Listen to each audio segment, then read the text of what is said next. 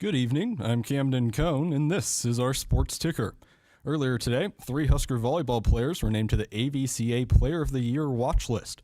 Juniors Andy Jackson, Bergen Riley, and Harper Murray are among the 30 players that are listed on the watch list. Mid-season additions to the list will come in October, with semifinalists being named in November. The finalists will be announced on December 15th, and the winner will be announced on December 19th. In other Husker news, former Husker baseball star Bryce Matthews hit yet another home run last night in the Astros' 3-1 win over the Diamondbacks. It's his third home run in just 2 games. The Astros got the 4-3 win today as Matthews was 0 for 4, but did get an RBI on a groundout. Some other MLB scores of note from earlier today include the Rockies getting a 6-0 win over the Cardinals, the Giants beat the Braves 9-3, the Pirates defeated the Tigers 6-1, the Mets held on to beat the Angels 6-3, and the Royals beat the first-place Cubs 8-4. Hour 1 of Sports Nightly is up next, right here on the Huskers Radio Network. Coming to you live from Memorial Stadium, it's Sports Nightly. All the Huskers, all the time. Sports Nightly is presented to you by the NDOT Highway Safety Office, who remind you to buckle up and put the phone down. The Siegen behind the screen, dances around, has he moved, pump fake, out it comes to Jacobson, puts it up and in! Holy smokes! Way to go, Cale! Cale Jacobson from Ashland, Nebraska, into the starting lineup 3 games ago, hits a huge, humongous, gigundous 3. Runs and deals. Ball swings and lifts a fly ball to left. Cullivan going back to the wall, and it's good! Home run, Jordy Bull! A towering drive to left field by Jordy Bull, and that ties the school record for home runs in a season by a Husker. Allie Raiola, you've got company. It's the best player in college softball with her 3rd home run of the weekend. Jordy Bull. Bump set left. Almodovar's in the front row. She tips it. Doug. Huskers own it. Set left. Harper again. Over dig and out. Point Harper Murray in the big red. She's carrying him. That's 18 kills. For Harper, it's 25-24 Nebraska. Now, here is your host, Nick Handley, on the Huskers Radio Network. All right, here we go for another edition of Sports Nightly through the Big Ten Media Days. Nick Handley with you. Going to be joined here in the next couple of segments as well with voice of Husker football Kyle Crooks in the Lincoln studio out there in our Akrs Broadcast studio. Day 2 of Big Ten Media Days, so they're halfway through the 3-day event out there in Las Vegas. Of course, Jessica Cootie, she is off for the remainder of the week. We'll be back just in time for fall camp to start on Friday. We got the media availability, the schedule, it's all being rolled out. Keith Mann sending that email out today, so it's happening. We've got football and fall camp getting underway on Monday, so excited to get right into that as the Huskers get back. Some late last night, and I guess others earlier today from Las Vegas. Happy to be joined here on the first couple of segments as we kick things off here on this Wednesday with voice of Husker football Kyle Crooks. And Kyle, first of all, can I call you KC? I know Damon was calling you that yesterday. So do we have the official nickname right there of KC? Yeah, we're massaging out the nicknames right now. So I'm working that out as well with Dylan Raiola. He wants me to call him DR during games. Okay. So DR15, we're working at that. And Damon's a big initials guy because he's DB. He's DB all the time. So I guess I'm KC now. I'll take it. And the Huskers start their season in KC, and I start my Husker tenure in KC. So there's going to be a lot of KCs. Everything's just the dots are all connecting. It's all coming together. So I mean, we got absolutely. It's amazing how that all works out. So no rest for the weary. You were just being inundated with great content in day 1, and not just with Nebraska, but the other 5 teams that are out there. And I want to get your thoughts on some of the other teams that spoke yesterday and today in our next segment. But it's this thing's in Vegas. I think the Big Ten making a pretty solid statement, even though Tony Petitti seemed to play down the Vegas presence for the Big Ten, that Indianapolis essentially wasn't available to pull off Big Ten Media Days this week. But overall, what did you take away from the student athletes, Matt Rule, and just their 24 hours or so out there in Las Vegas? You know, it's funny. The first question I asked Coach Rule is I said, "Oh, you like it out here in Vegas? Big Ten Media Days out here in Vegas?" And I'm sure if you watched the interview, you could see his reaction. He said, I hate it here. College sports shouldn't be in Vegas. So we had an awkward start to that. He wants it back in Indianapolis, but it was a logistics deal where they couldn't have Indianapolis this season. So it's going to be back next year. And, of course, it makes a lot of sense. But I just saw a lot of confidence. And I think when, Nick, you get in talking season, that's sort of what it is, right? There's a lot of confident guys that think you can win 10 games. You can win a college football playoff. You heard Dylan say yesterday in certain interviews, we're here to win a national championship. And again, why wouldn't you have that expectation for yourself? If you're a Nebraska fan, why wouldn't you want that expectation from your QB1? And so I just saw a lot of confidence from a guy like Dylan Raiola, this is only a 20-year-old kid. He played when he was 19 years old. He's, we'll air the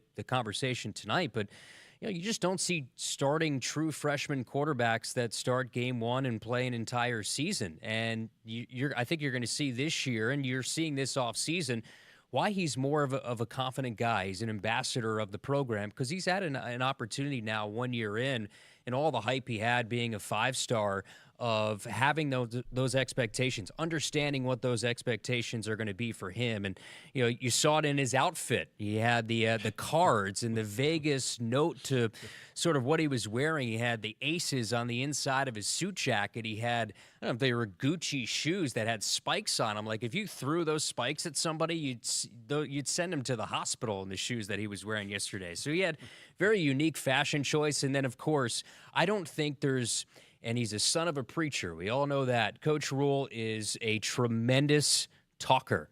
I mean, he wins these events all the time, but he's just super open and honest and confident.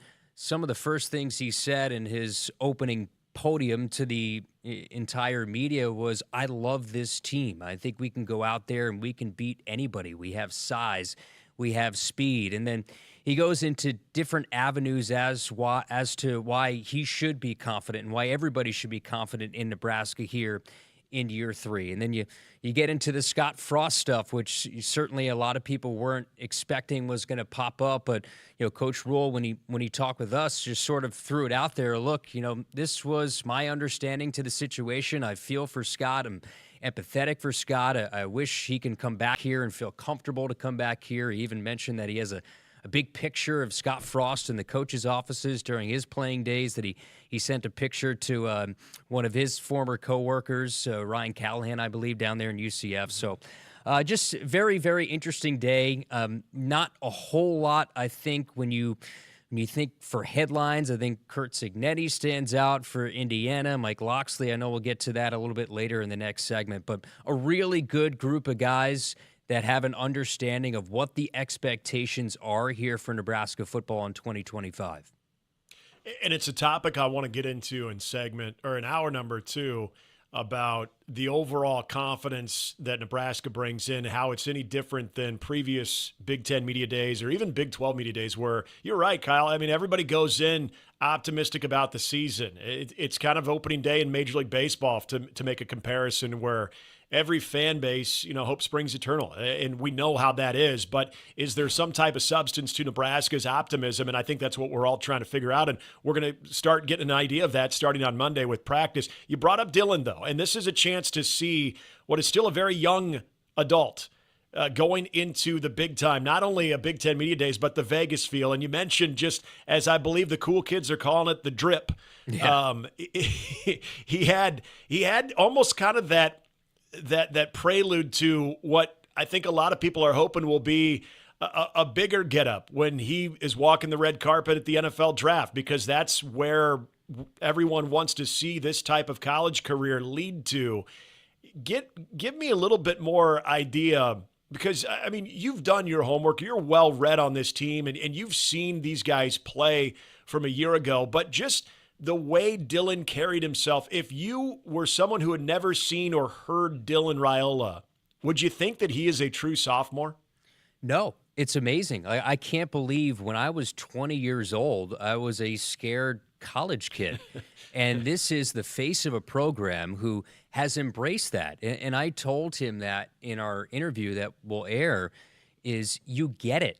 You understand what it means to be the quarterback, the starting quarterback of a blue blood program here at Nebraska. He had his camp a few days prior to media days where he's out there and talking to the youth of Nebraska that want to be the next Dylan Raiola. And then he goes out to the road race and he's there on Sunday, this past Sunday, talking to a lot of the runners and signing autographs and taking pictures. And while he's walking around the hotel, he's taking pictures. But he's embracing that. He's understanding that there's a lot that comes with this. And I think a really good quote, Nick, that Coach Rule had yesterday. We know his recruiting process. This is a 5-star guy. 5-star athletes are guys that have all the NFL tangible things: size, length, speed. And for Dylan, he hopes that speed aspect becomes more of his game this year. And I think that was one of maybe the headlines that came away from media days, his ability to shed some weight,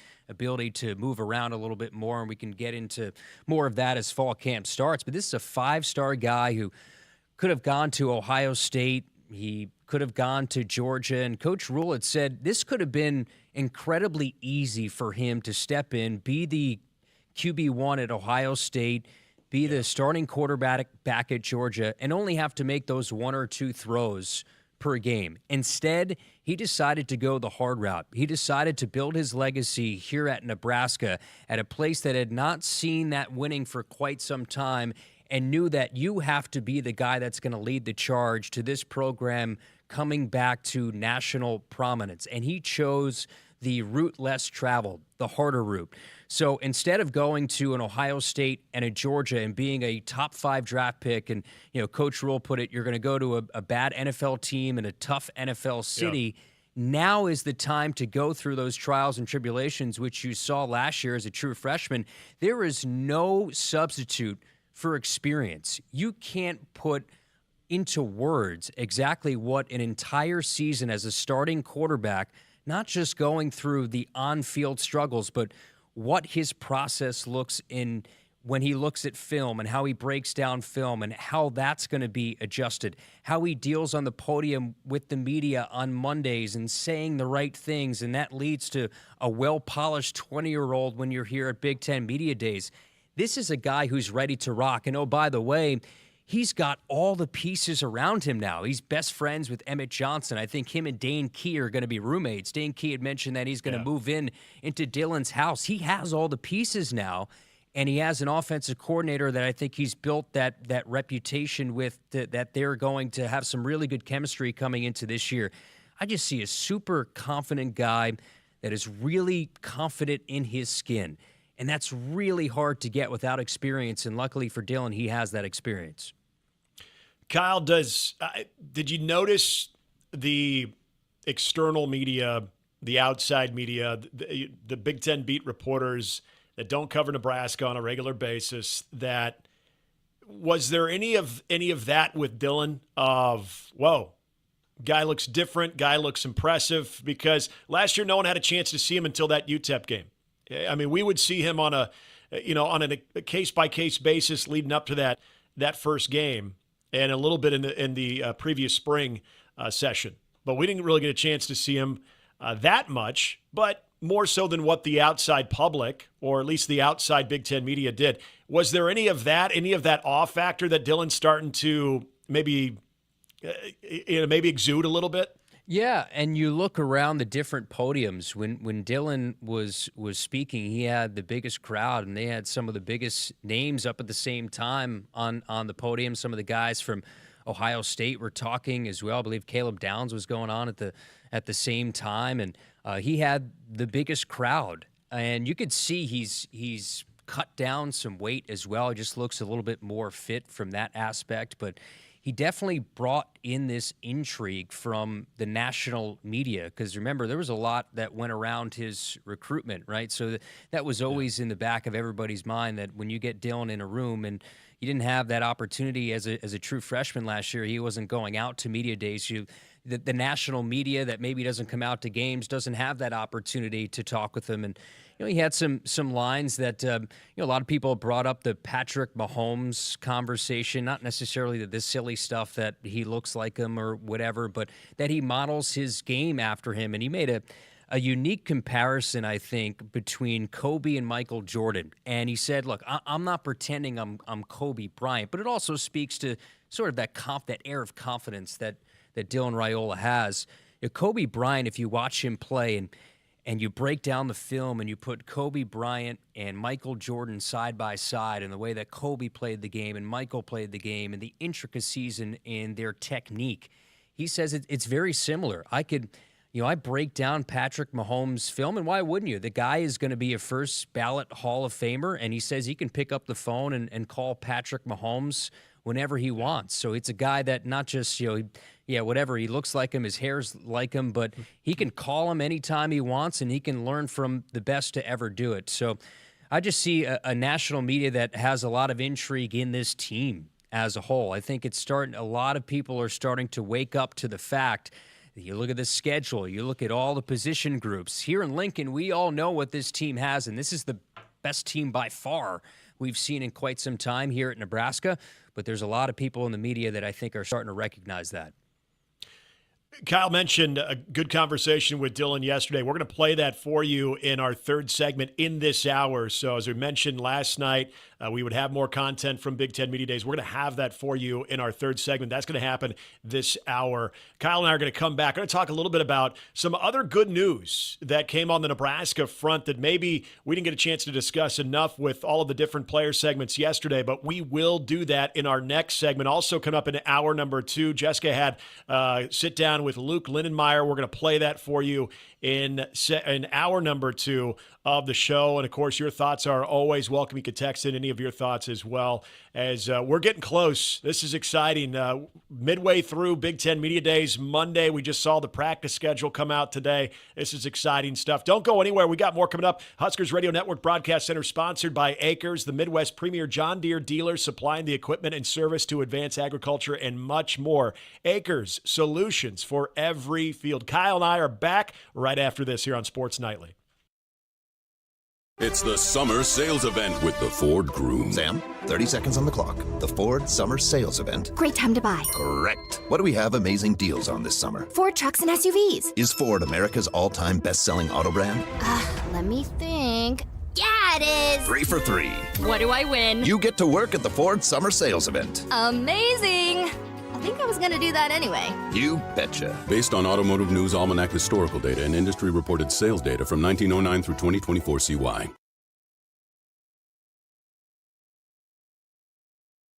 Hit us up on the text line. Text 402-413-2400 with your Husker thoughts.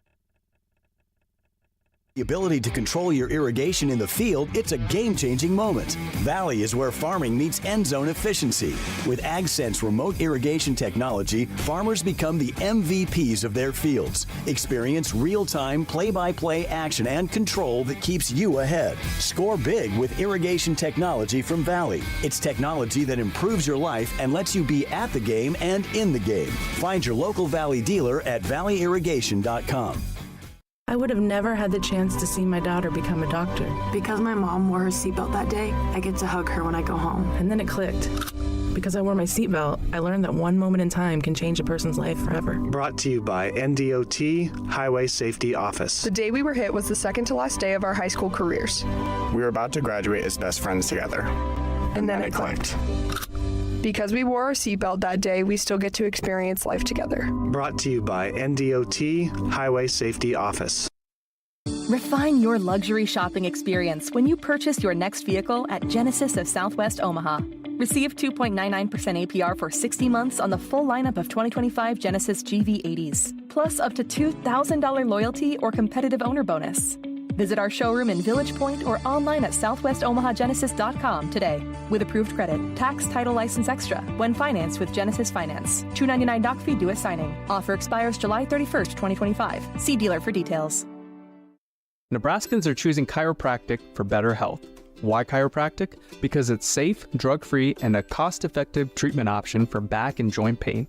Plus, all generations can benefit from natural chiropractic care. Choose chiropractic first for pain relief or to improve your mobility, athletic performance, or overall wellness. Make chiropractic your first choice for better health and find a chiropractic physician near you at nebraskachiropractic.org. Get your life back with chiropractic.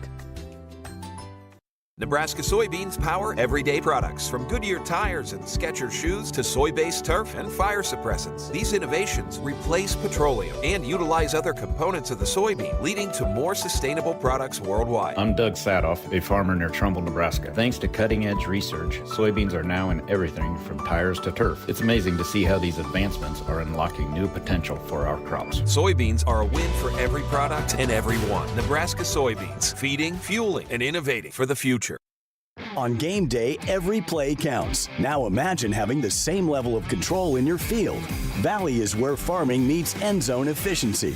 With AgSense remote irrigation technology, farmers become the MVPs of their fields. Real-time, play-by-play control means you're always ahead of the game. Score big with simplified irrigation technology from Valley, improving your life both on and off the field. Find your local Valley dealer at valleyirrigation.com. Hey, Huskers, stop by your local Hy-Vee where they've lowered prices on thousands of the items you use every day. Hy-Vee, dedicated to making your life easier, healthier, and happier. Nick Handley, Kyle Crooks with you here on a Big Ten Media Day week of Sports Nightly. Day number 2 going on. You had all kinds of different personalities speaking today. We'll get into that here in a moment because you had not only P.J. Fleck. I always feel bad. David Braun was sandwiched in between P.J. Fleck and Dan Lanning. I mean, that's a mountain of personality right now. Not saying David Braun's a boring guy, but I think any of us would be probably considered to be somewhat boring between those two. Then you had James Franklin going afterwards as well. A lot of eyeballs on Luke Fickell, too. We're going to get into a lot of those takeaways here in this segment. But, Kyle, another part of yesterday that I don't want to say it went overlooked because there was a lot to take away from Nebraska's time at the podium, the side sessions, the one-on-ones like you had with Dylan Raiola, which we are going to play in our next segment. The health, the overall health, other than Turner Corcoran, who's maybe going to be a little spotty to start out fall camp, a lot of those guys that we talked about, especially on the offensive line and providing that either frontline guys or depth, sounds like everyone, for the most part, is cleared and ready to go as early as Monday. Yeah, and that was the biggest question mark coming in for this offensive line. We know how good it's going to be. So you bring in Elijah, you bring in Rocco, and then you have all those pieces that have been here and have experience here in Lincoln. And now you understand, okay, they are a little bit healthier here because in July, you know this, Nick, there's not a whole lot of availability, so you don't have a lot of answers as to who are these guys that are going to be around. And I think one of the biggest things, too, is that right tackle position. So when we were doing our roundtable discussion, what was it, last week, me, you, and Jessica, talking about what the strengths were and what the weaknesses were of this team, we looked at offensive line as a strength. And that right tackle spot, though, was the biggest question mark because we didn't necessarily know with all the depth who was going to be the guy. It looks like Tyler Canuck, who is a transfer from Utah, he's going to be a guy who's probably going to get that first shot at right tackle. And then you have some of the other guys that are getting a little bit healthier. So Gunnar Katula, Teddy Prohaska, and we all know what Teddy's gone through in his time here in terms of the number of surgeries he's had. And then Turner Corcoran, like you said, he's going to be a little bit of a work in progress. So offensive line, we'll see how that competition, specifically at right tackle, shapes its way out when we start fall camp on Monday. But it sounds like Tyler's going to get that first shot at right tackle. And then you have those three essentially that are cemented with Evans at center, Rocco most likely at right guard, and most likely it will be Elijah Pritchett who's going to play that left tackle and leaving that right tackle spot up for debate as well. So, and then, of course, we had Henry Lutovsky, who was out of his element. I would say he would admit it, that he was out of his element yesterday trying to do all the media stuff. Looks like he's going to settle into that left guard spot. But Henry did a great job yesterday, by the way, talking to the media, and he was a little bit more comfortable as the day went on. And then also injury news at the tight end spot. I think Damon, in our conversation with Coach Rule, he was smiling when Coach Rule, unsolicited, brought up the tight ends because that's probably one of the deeper rooms as well. You get good news with Carter Nelson, who's that wide receiver tight end sort of hybrid, and Mac Markway, who was a high recruit. He was recruited by LSU, and of course you didn't have him last year due to the injury heading into the season. So that's a very, very deep group. So great news for offensive line and tight end specifically. the Mac Markway thing, I do feel, just because we haven't seen him in a Husker uniform yet, I think there could be something there. We'll get to that as the season gets a little bit closer, too, because I think that's a great one to bring up. I want to bring up Henry Letofsky again. And no, Kyle, this is not – we were talking about this before we went on the air. I know you were getting a little bit of grief between Damon and Matt Rule, but yeah, Letofsky – we can talk about that, by the way.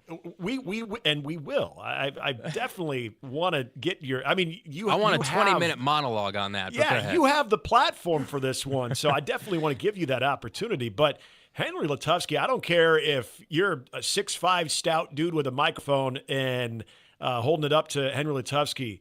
We talk about so many different guys. You brought it up. We don't get a chance to see these guys on a daily basis as much as we will starting on Monday. Boy, Henry Letofsky, you mentioned Dylan.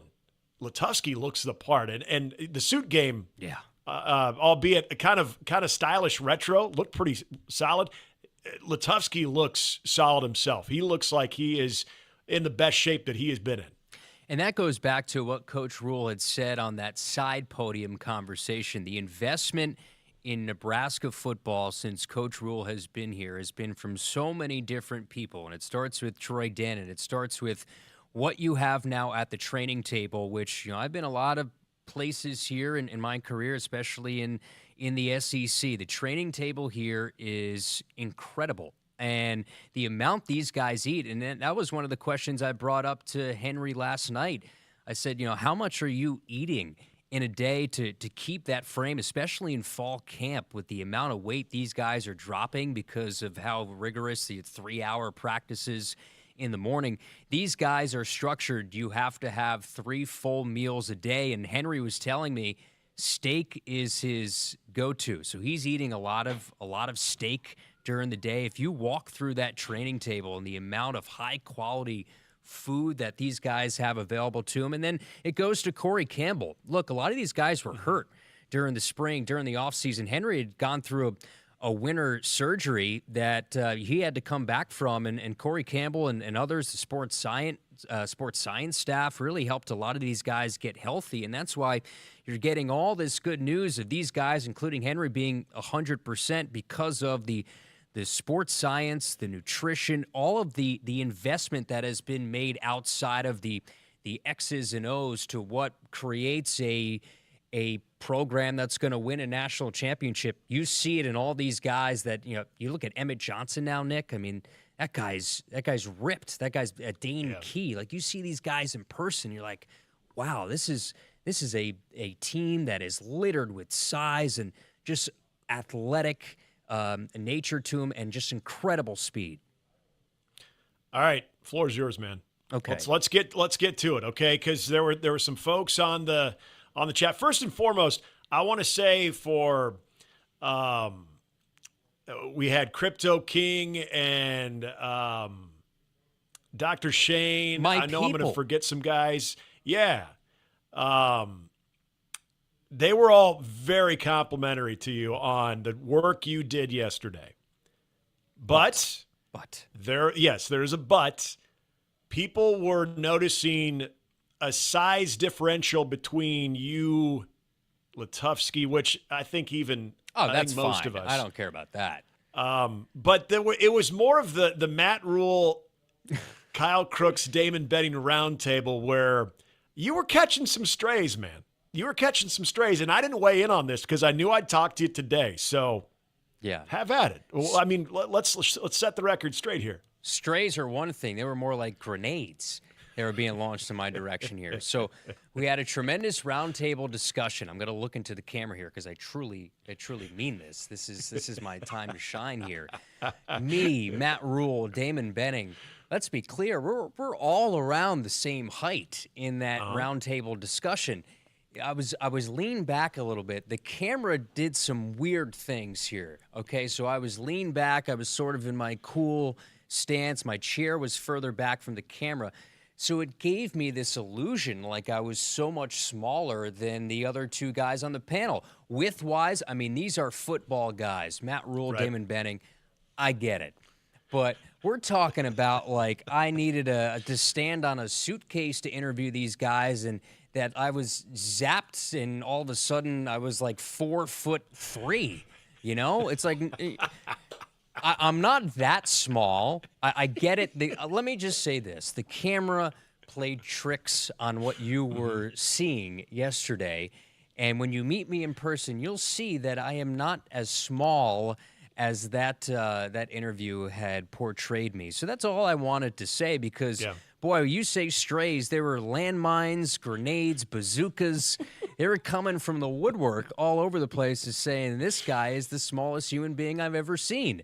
And I just I wanted to set the record straight here on Sports Nightly. Kyle Crooks telling you I am not that small. I thought you were going to say, Kyle Crooks, I am an average-sized human being. I am an average-sized human being. I can ride the roller coaster at Disney. So I can vouch. I've seen you in person. Like 5'9". Yeah, that's I think right at the average. I haven't looked at the latest data in the last couple of years, but thank you, Nick. Thank you for the time though to talk about absolutely. That. Hey, this is your show too, and I used to co-host when I came back to Omaha. I co-hosted with a guy that I don't think was taller than 5'7", and I'm almost 6'3". So there was we would always hear that as well. You're definitely taller than him and bigger than him. Everyone was so the guys. I don't know if they told you this too. Some of our producers, they'll remain nameless, but they were even telling me your shoe size too, which is a normal size. Camden and Josh I going can't at say me. Which one? They're in the same room as me right now. They were defending you. They're like his shoe size is like this. Look, I'm not going to say it unless you want to say it. It's okay. They know the truth. Those are my guys back there, Josh and Camden and Russ, who's going around and helps out. I know Jess takes shots all the time, so I'm not sure if I'm Team Jess yet. I think I have to get there because she's taking some shots. You were on the show when she was taking some shots when I was talking to, I think, Henry or one of the offensive linemen a couple weeks ago. So, but me and DB are the same height, and he won national championships, and I guess I'll be here maybe to call some national championships as well. Right there. Before we let you go and have some time to process what you just talked about too, because we all need it. I know there's a lot to unpack there. There was other things going on at Big Ten Media Days yesterday and even today. Curt Cignetti, I think, is a must listen for various reasons. Anytime he has a platform like he did yesterday. I took a bit of a shot at the SEC scheduling model. He's one of those guys that I think last year he's not deterred that was, a one-hit wonder. I think there is a confidence by a guy who can back it up that is in Bloomington, Indiana, that I think I really like what he had to say about what it's doing for donor dollars as well. The overall candidness of Michael Loxley, talking about how they lost the locker room because of a lot of the money situation and the collective situation and the new slogan that they have going into the locker room. There was a lot to take away with all the other different coaches yesterday and even a little bit today too. I think the biggest thing is everybody expected this Cold War, is the way I'll put it, between the SEC and the Big Ten to really heat up. I think the only person throughout all of it that really tried to do that was Curt Cignetti of Indiana. Outside of that, everybody was playing it pretty safe, including the commissioner. I think the one thing I'll say about Indiana is they've had a reputation of playing really soft non-conference schedules. So maybe if there's one representative that shouldn't speak on this as much, it's Cignetti, but I get that's part of his personality. Be interested to see what kind of year they have with all they lost. That's a good point. It's a very good point. I mean, he's like, for the last however many years for Indiana, they have not played anybody, and they were the benefit of that last year, right? I mean, their strength of schedule was not that good at all, and here they were finding themselves into that 12-team playoff. So if there's one coach that's going to take a shot at the SEC,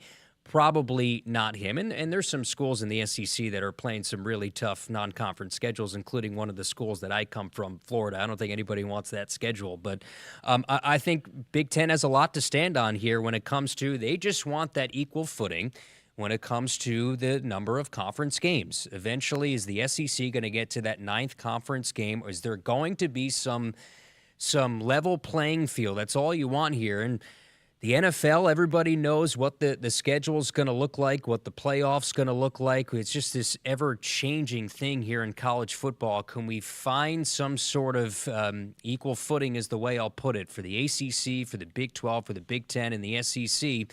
And I think for the Big Ten, again, that sticking point is, can we get the SEC to add that extra conference game? I don't think that's going to happen this year. Yeah, I would totally agree with that. Kyle, great work yesterday. We're going to continue playing some of that great content coming up next with your conversation with Dylan, but glad you made it back safely. Sounds like you did so in style as well. Yeah, it was fun. Coach Rule, we had the PJ on the way back. Coach Rule, Julie, Keith Mann, Haven was on the trip. Yeah, we're just a couple of guys on the private jet, right? For 5'9" Kyle Crooks. I just wanted to. That's my tag. I'm going to sign off every segment. Kyle Crooks, and I'm 5'9". You got to talk to Jason. Make sure that's in your bio when we get the press release, or when we get the media guides and everything out for all the affiliates, that they know your stats. Put it in the media guide. Put it in the game day program on my website. Put my height and weight like a football player. Just so we know. We'll just ring the bell every time we have you weigh in and everything. It'll be glad we good. set the record straight, Nick. You're the man for letting me have the floor there, and hey, you're the best. I got you, man. Have a great rest of the night, buddy. Appreciate you coming on. Thanks, Nick. Woodhouse has been a trusted partner in your everyday since 1975. Shop for your next vehicle with the home team at Woodhouse and the official auto dealer of Nebraska Athletics. Some great stuff with Kyle and starting quarterback Dylan Raiola. We're going to play that for you when we return here on Sports Nightly. Don't want to miss it.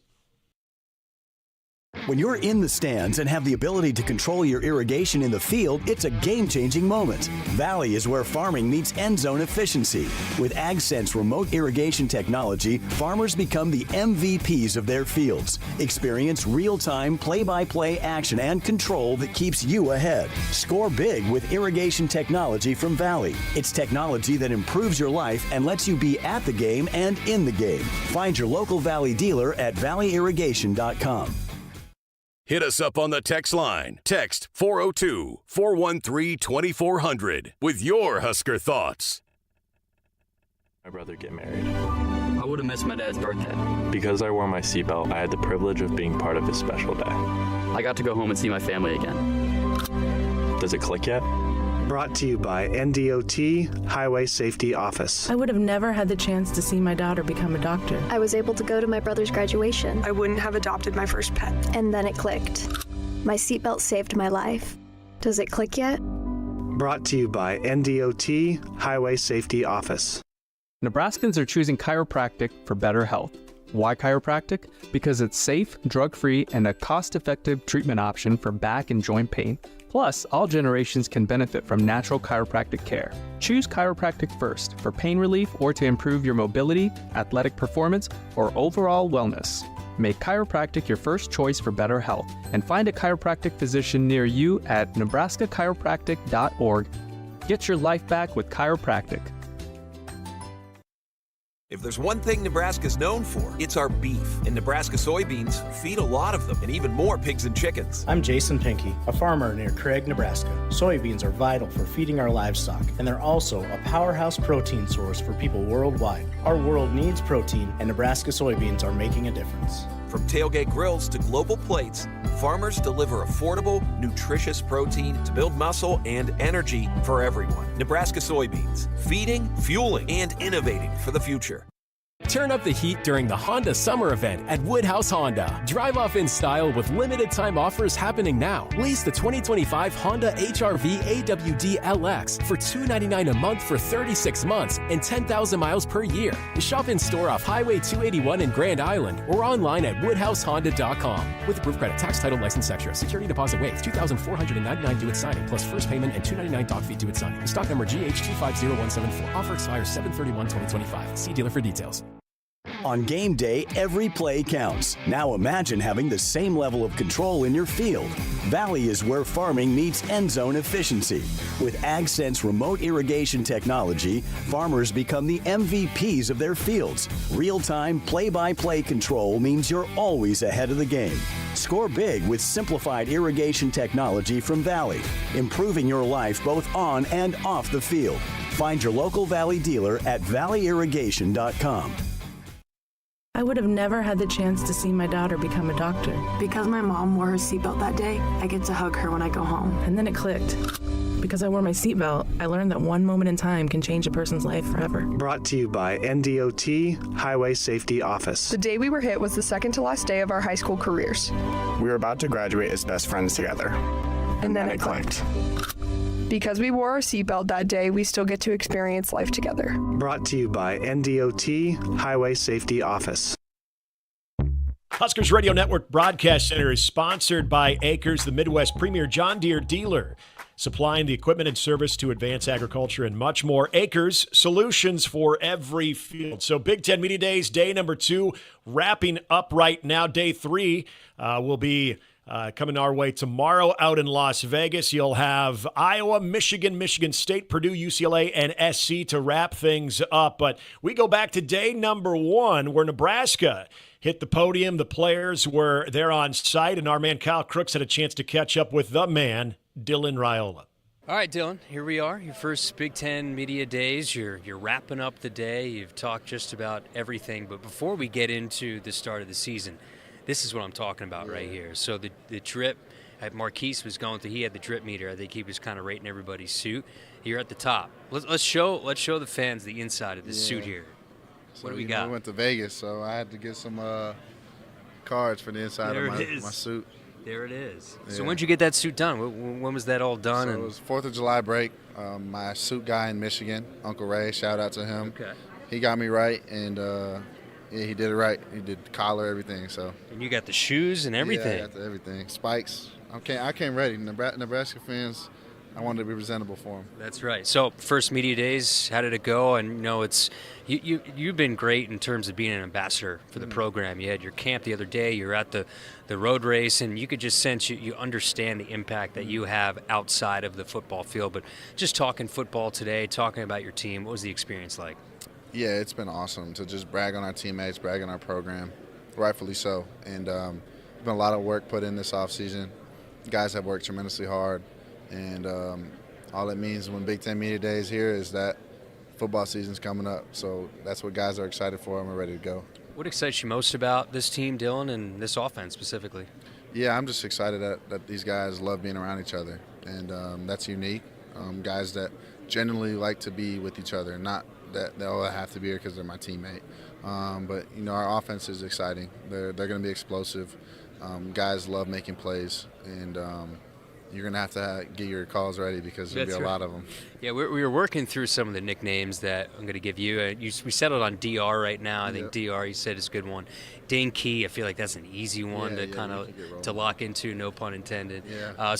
But how about the wide receiver position? Yeah. Dane, Isaiah, Ja'Cory, and you have your Cortez Mills. You can go down the list of guys that you can talk about, Quinn Clark. When you think about that group and how deep that group is of guys you're going to be throwing the ball to, that's got to pump you up. No, it pumps me up. I mean, hopefully we don't miss deep shots down the field, but if we do, we just know the next guy's rolling in and they're ready to go. Like, the standard is you play one way, this is how we play. And if it's not to that standard, sorry, but you probably won't play, and we'll keep working at it. But they've worked super hard. They've studied a lot of tape. They've ran a lot of routes. They've done a lot of things this offseason. So they'll be ready to go when it's time. Chatting with QB1, Dylan Raiola. Dana Holgorsen, now you're going to have a full off season. You have a full year with him calling the plays. What changed for you last year in those final 4 games, and what's sort of the relationship now between you two? Yeah, I mean, it was like a crash course world history class those last 3 games, trying to get them up to speed on the offense, get them speed what I like, and I just think it was unrealistically hard to go out there and dominate. So with the whole offseason, I'm excited. Dana knows exactly what I like. He knows what our strengths are, what our weaknesses are, and we still got training camp to look forward to. So that answer could probably change closer to the season. Dylan, those big guys up front, you had a few key components to that offensive line and how deep that group is. When you think of the guys, the big guys in front of you, it's got to be really encouraging to see those guys that are going to block for you. No doubt. I mean, when you got dudes that you can't even see over, you got a special group. Those guys are willing to die and fight for not only their quarterback but for their entire team, and I think they're the glue to what we do. Their offensive line coach is my uncle, and I know exactly what I'm going to get out of them. And they work their tails off. Relationship between you and Emmett Johnson. I mean, you guys are really tight. I saw it at internal media days the other day, but you could just see when he got more and more reps how powerful of a runner that he is. What about the work that he's put in, the relationship you two have? Yeah, Emmett's put a lot of work in. He's heard it from everybody else that he can't do it, and he's been told that his whole life. And I've gotten to know Emmett off the field, and it's very, very humbling to hear his story and what he deals with. And so I just can't wait for him to go out there and show everybody what he can do. He's very underrated, and I think Emmett's going to make a big splash this year. And Dylan, where are the biggest areas you think you took the biggest jump this year? I mean, true freshman to be thrown in as the full-time starter, it just doesn't happen a whole lot in this transfer portal world. How did you deal with that, and where do you see yourself in year two? Yeah, I mean, I was blessed for the opportunity and all the experiences that happened. My teammates pulled me through it when it got hard, and I think year two can be a movie that a lot of people don't want to miss out on. And so, only time will tell. We got a little under a month, or a little over a month now here to go. So, Husker Nation's oozing. We're all oozing to get going, so we're excited. Final one, Dylan, but defensively, I just want to get your thoughts on that side of the ball. When you work with them in the spring and player-led workouts, that group has some questions because of people that left. Doesn't mean there aren't people that can stand in and do the job. What do you see from them? Yeah, it sucks practicing against them. they got dudes left and right. They can hit you from any angle, and that back end is five returning DBs that all played together for a long time. So.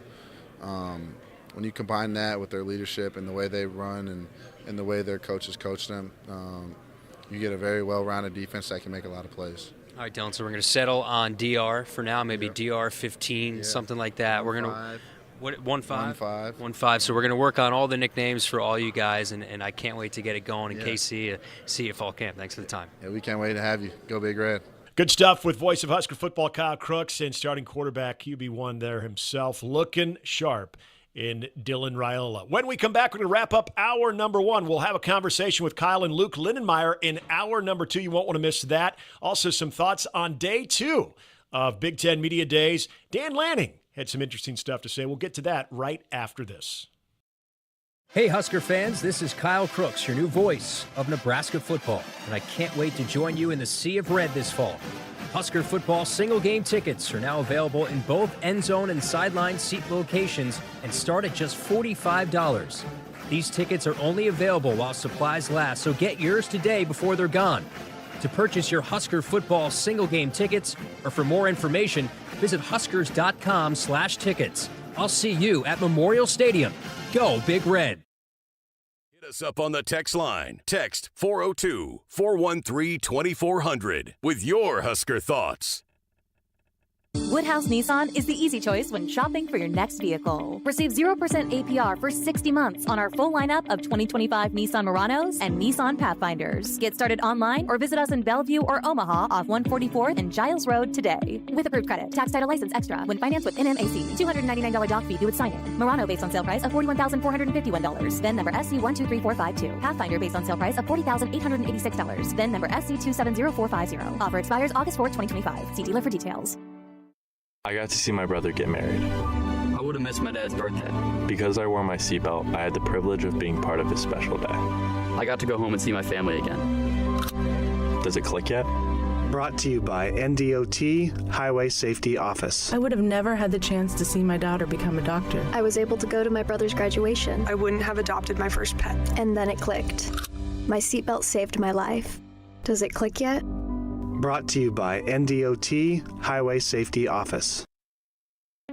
Hey, Huskers, stop by your local Hy-Vee where they've lowered prices on thousands of the items you use every day. Hy-Vee, dedicated to making your life easier, healthier, and happier. Nick Handley with you here to wrap up. Just a quick segment here to wrap up hour number one. Coming up in hour two, going to get back into some Big Ten Media Day takeaways from yesterday and today also. Kyle with a conversation earlier in the week with Luke Lindenmeyer that we will bring your way in hour number two. Dan Lanning speaking. It was quite the collection of coaches in day number two. I thought day one had a lot of energy with Brett Bielema kicking things off with the coaches yesterday. He did something very similar to what P.J. Fleck did, kicking things off in day number two, where P.J. Fleck essentially used, I think it was 13 and a half minutes of the 15-minute allotment of essentially an opening statement. Brett Bielema essentially did that yesterday as well. P.J. Fleck took one question. That was it, because he talked, well, like P.J. Fleck talks. He does have a slogan this year, not even a slogan, but a way to describe his team in one word. He calls them multipliers. I'll tell you what he meant by that in hour number two. But Dan Lanning, who spoke after David Braun, a lot of confidence there with this team, and rightfully so. Oregon picked to finish near the top of the Big Ten, as you would expect. But the topic that got brought up about tampering, Dan Lanning was pretty pointed about this. And my thought on this is Dan Lanning said there needs to be a lot done about this, and he went into different reasons why. I think we all know those reasons, but you could tell there was a lot of passion, and it was something that Dan Lanning had definitely come into Las Vegas and Big Ten Media Days wanting to at least give his thoughts on.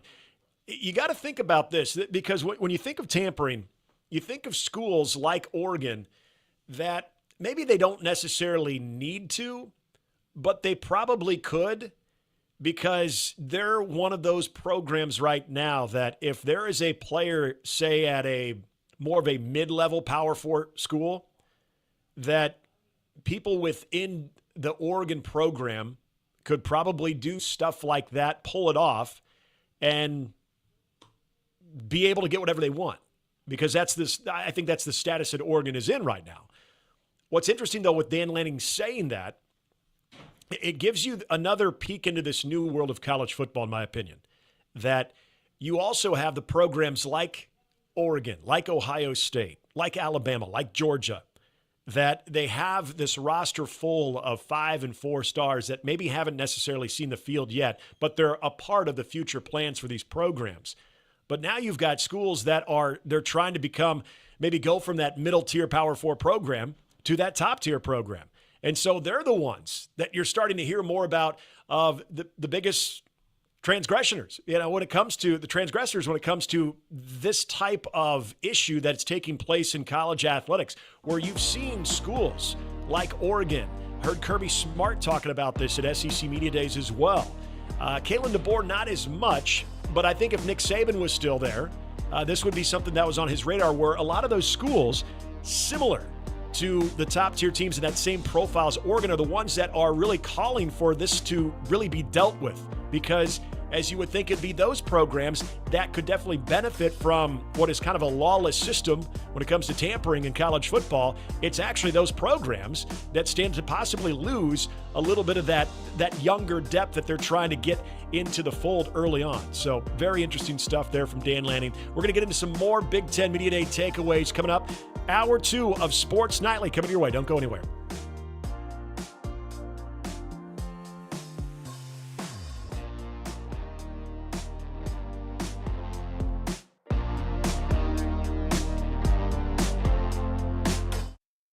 Hit us up on the text line. Text 402-413-2400 with your Husker thoughts. When you're in the stands and have the ability to control your irrigation in the field, it's a game-changing moment. Valley is where farming meets end zone efficiency. With AgSense remote irrigation technology, farmers become the MVPs of their fields. Experience real-time, play-by-play action and control that keeps you ahead. Score big with irrigation technology from Valley. It's technology that improves your life and lets you be at the game and in the game. Find your local Valley dealer at valleyirrigation.com. I would have never had the chance to see my daughter become a doctor. Because my mom wore her seatbelt that day, I get to hug her when I go home. And then it clicked. Because I wore my seatbelt, I learned that one moment in time can change a person's life forever. Brought to you by NDOT Highway Safety Office. The day we were hit was the second to last day of our high school careers. We were about to graduate as best friends together. And then it clicked. Because we wore our seatbelt that day, we still get to experience life together. Brought to you by NDOT Highway Safety Office. Discover luxury at every mile at Woodhouse Lincoln. Take advantage of exclusive offers happening now during the Lincoln Summer Invitation Sales Event. Receive 0% APR for up to 48 months on the 2025 Lincoln Nautilus, plus an available 90-day deferred first payment and a 2-year 25,000-mile premium maintenance plan included. Browse our inventory in-store at 144th and Giles Road or online at woodhouselincoln.com. With approved credit, must finance with Lincoln Finance. $299 doc fee due at signing. VIN 5LMPJ8KA1SJ898825. Offer expires 7/31/2025. See dealer for details. Nebraskans are choosing chiropractic for better health. Why chiropractic? Because it's safe, drug-free, and a cost-effective treatment option for back and joint pain. Plus, all generations can benefit from natural chiropractic care. Choose chiropractic first for pain relief or to improve your mobility, athletic performance, or overall wellness. Make chiropractic your first choice for better health and find a chiropractic physician near you at nebraskachiropractic.org. Get your life back with chiropractic.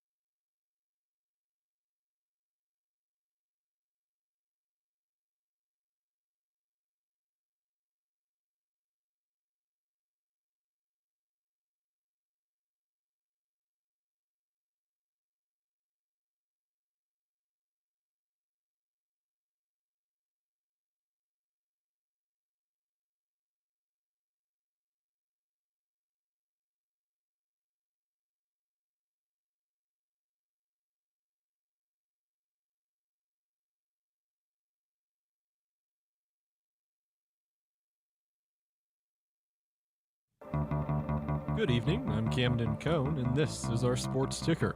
Earlier today, 3 Husker volleyball players were named to the AVCA Player of the Year watch list. Juniors Andy Jackson, Bergen Riley, and Harper Murray are among the 30 players that are listed on the list.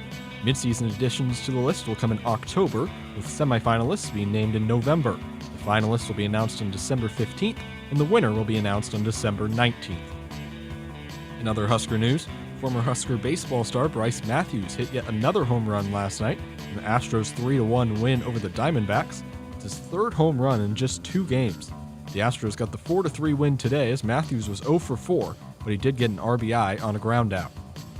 Some other MLB scores of note from earlier today include the Rockies getting a 6-0 win over the Cardinals, the Giants beat the Braves 9-3, the Pirates defeated the Tigers 6-1, the Mets held on to beat the Angels 6-3, and the Royals beat the first-place Cubs 8-4. Hour 2 of Sports Nightly is up next, right here on the Huskers Radio Network. Coming to you live from Memorial Stadium, it's Sports Nightly. All the Huskers, all the time. Sports Nightly is presented to you by the NDOT Highway Safety Office, who remind you to buckle up and put the phone down. Creighton's got it. Center dump. Kendra, wait, no. Nebraska bumps it again. Harper for the match. Off the ticket out. Call the grandkids. They did it. 15-10. Set 5. Nebraska keeps beating Creighton. 23-0 all time. That was a volleyball match. Gets the snap. Back to throw, steps, throws, intercepted, picked off Malcolm Hartzog at the Nebraska 43-yard line. It's his 4th career INT. Horn has the sign. He comes set, and the 3-2 pitch. Popped up, playable, shallow left. Carey makes the call, backing up, and he makes the catch on his 118th pitch. Ty Horn has 8 shutout here in the championship. Now, here is your host, Nick Handley, on the Huskers Radio Network. Hour 2 Sports Nightly here on a Wednesday, day 2 of Big Ten Media Days. Husker Fall Camp gets underway this upcoming Monday, so we're only days away from the actual season itself. For us who cover it, we like to say the season's starting because we're going to be inundated with actual real football stuff in front of our eyes, substance to the countdown to kickoff, which is going to be here before we know it. Nebraska and Cincinnati out there at Arrowhead Stadium kicking off the college football weekend. We got Kyle Crooks' conversation with Luke Lindenmeyer coming up here in segment number 2. Of course, Jessica, she is off for the remainder of the week. She'll be back on Monday, as it is going to be all systems go on Monday right here on Sports Nightly. We will have our first Husker practice media availability on Monday and also a little bit later on in the week. So going to have a chance to see some stuff and hear from some of the players and the coaches throughout the week. Really looking forward to that. As I mentioned, Big Ten Media Days continuing in day number 2. You had Oregon going to the podium, Minnesota, Northwestern, Penn State, Washington, and Wisconsin. We'll get to some of those takeaways in our third segment. But I think a lot of the conversation today is what you saw from a lot of different schools yesterday. I thought there was interesting tones set, all with optimism, all feeling that they could be teams that could potentially be one of those in the mix to compete for the Big Ten and represent the Big Ten as one of a couple of teams in the college football playoff this season. Interesting enough, we heard Minnesota and P.J. Fleck. He had a very unique take on a team that you can tell P.J. Fleck is very high on, but said they can be a college football playoff team, but he used the word, but we've got to be, in his words, a little bit delusional for that to happen. Where, in a sense, he's encouraging his team to be a little bit delusional, to think in that state of mind of you now have this college football playoff with 12 about to be 16, that now you can lose a game or two and find yourself in the mix as long as you've got some attractive wins and maybe no real ugly losses. But a 3-loss team can get in. A 2-loss team can win a national title. as we saw from Ohio State. So there's a lot more, somewhat leniency compared to the old BCS system. And we know that. And we knew when there was going to be even a 14 playoff that you were going to have that opportunity to maybe have that one slip up and still be able to play for a national championship. So we bring that conversation over to Nebraska. And again, I said this yesterday, before anybody rolls their eyes and says, we've been through all of this before, why should this year be any different? It's a fantastic question if that's what you're saying. And I know there's a lot of you folks on the YouTube chat, some of the most optimistic and loyal Husker fans that have zero problem having this discussion of what could be real about this Nebraska confidence. What is the overall feeling around what Matt Rule and the players had to say yesterday? What Dylan Raiola had to say when it came to, we're here to win a national championship.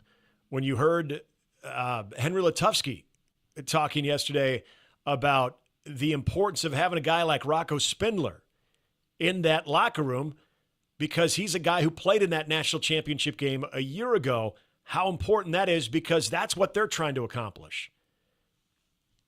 Look, they call it talking season for a reason. Everyone is going to talk about their greatest goals, and they're going to talk about how they feel they have the team to accomplish those goals. For Nebraska, it is, in my opinion, it's a tangible goal.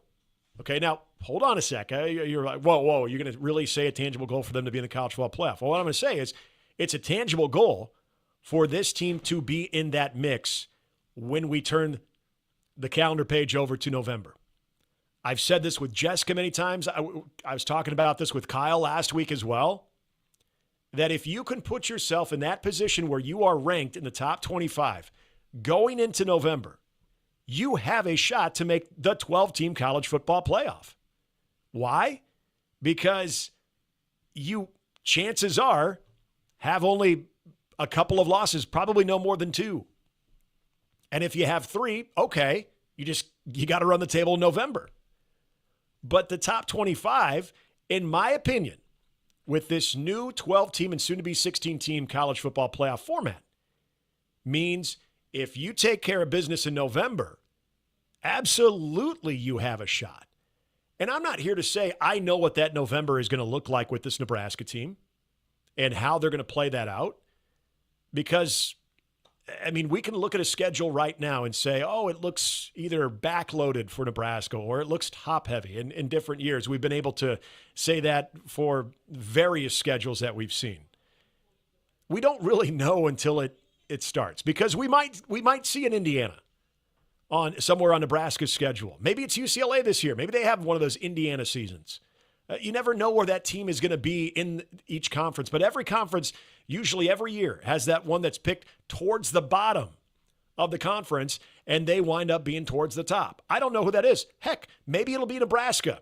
In a lot of different polls, they're anywhere from 7th to 8th, kind of that happy medium right now. Maybe they're one of the ones that elevates. That'd be great. But for what I would consider to be the ultimate success this year is as we get into November, there is that anticipation, where that anticipation and excitement is palpable, because you look at where Nebraska currently stands going into November, and they're finding themselves in the top 25, and all of a sudden it's like, okay, you're tightening up your belt. You understand, everyone knows in November those games are huge, but even more so now when you have a chance to be a part of that conversation. When we could have a legitimate conversation about this football program being in the mix, to me, that is a huge step forward.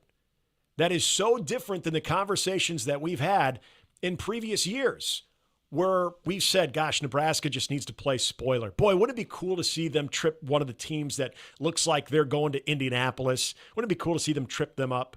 Well, let's beat Iowa. Let's keep Iowa out of bowl contention, or let's not let them win the division back when we had divisions. All of those things. That was agonizing, because it always felt like that was your November.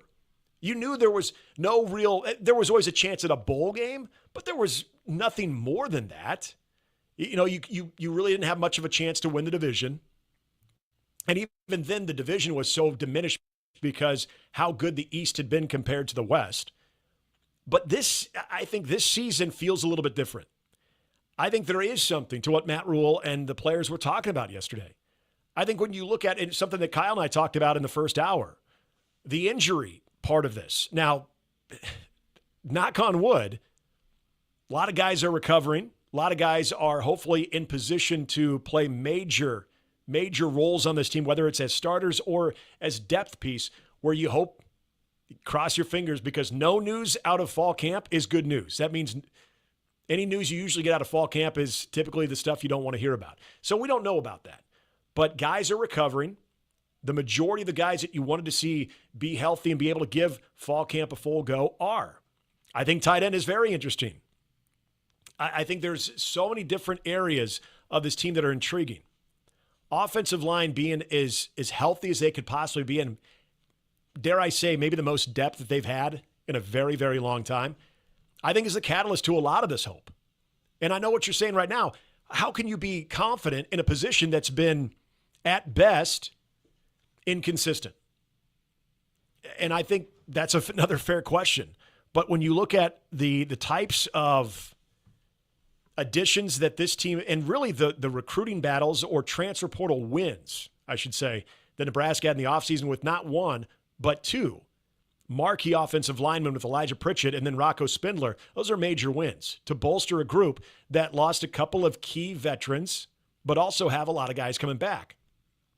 Dylan Raiola taking that next step. Well, a lot of him taking that next step depends on how solid this offensive line can be.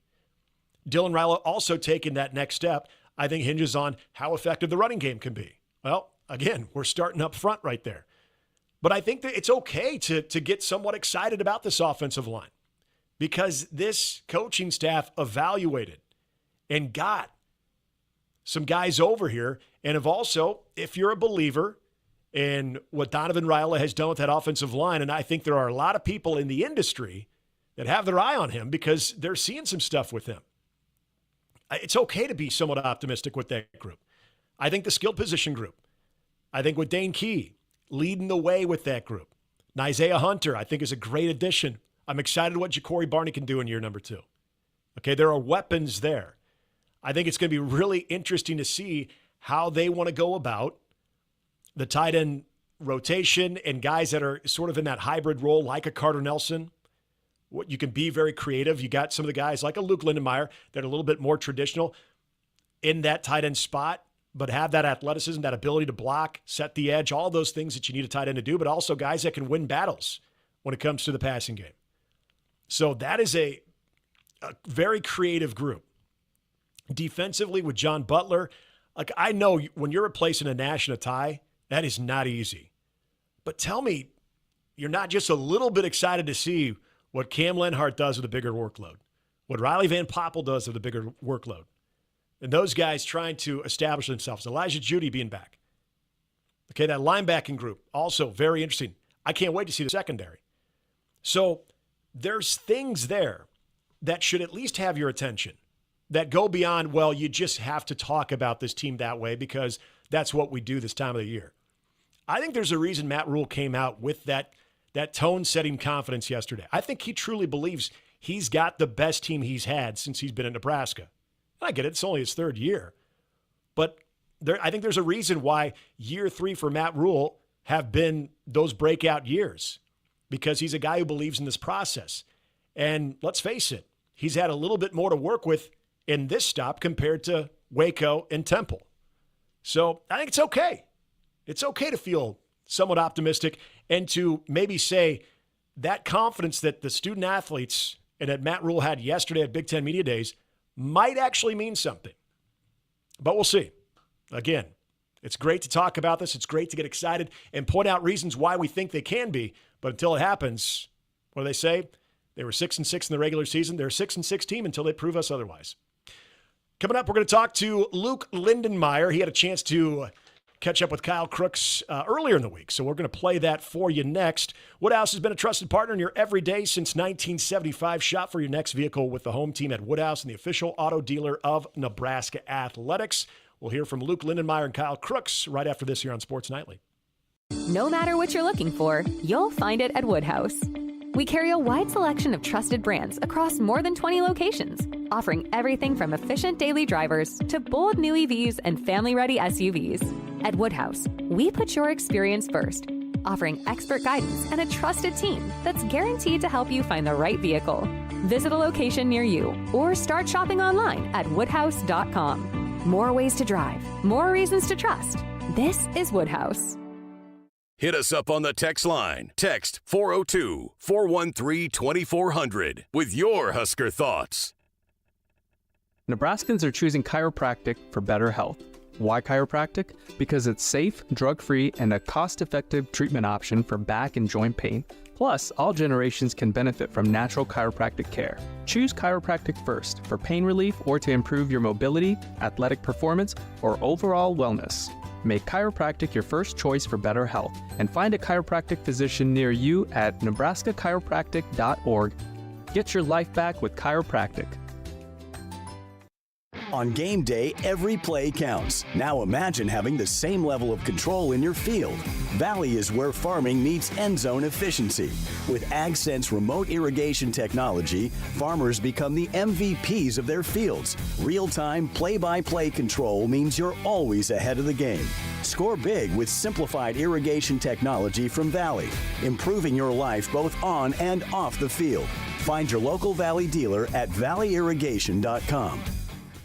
I got to see my brother get married. I would have missed my dad's birthday. Because I wore my seatbelt, I had the privilege of being part of his special day. I got to go home and see my family again. Does it click yet? Brought to you by NDOT Highway Safety Office. I would have never had the chance to see my daughter become a doctor. I was able to go to my brother's graduation. I wouldn't have adopted my first pet. And then it clicked. My seatbelt saved my life. Does it click yet? Brought to you by NDOT Highway Safety Office. At Woodhouse, we're with you every step of the way. With more than 20 locations and brands, you'll find options that fit your lifestyle. Whether you're looking for your first car, your next SUV, or something built to tow and haul. Enjoy straightforward pricing, helpful guidance, and a dealer experience built around you. Visit one of our convenient locations today or explore your options online at woodhouse.com. Serving our customers for 50 years, this is Woodhouse. Want to boost Nebraska's economy and help the planet? It's as easy as filling up your tank. Switch to soy-based biodiesel to cut greenhouse gases by up to 74% and support biodiesel growth. I'm Greg Anderson, a farmer near Newman Grove, Nebraska, and biodiesel has transformed our farm. It cuts emissions, raises the cetane number, and improves fuel lubricity. So ask for biodiesel where you fill up. It benefits our air, economy, and Nebraska soybean farmers. Nebraska soybeans, feeding, fueling, and innovating for the future. Nebraskans are choosing chiropractic for better health. Why chiropractic? Because it's safe, drug-free, and a cost-effective treatment option for back and joint pain. Plus, all generations can benefit from natural chiropractic care. Choose chiropractic first for pain relief or to improve your mobility, athletic performance, or overall wellness. Make chiropractic your first choice for better health and find a chiropractic physician near you at nebraskachiropractic.org. Get your life back with chiropractic. Huskers Radio Network Broadcast Center, sponsored by Akrs, the Midwest premier John Deere dealer, supplying the equipment and service to advance agriculture and much more. Akrs, solutions for every field.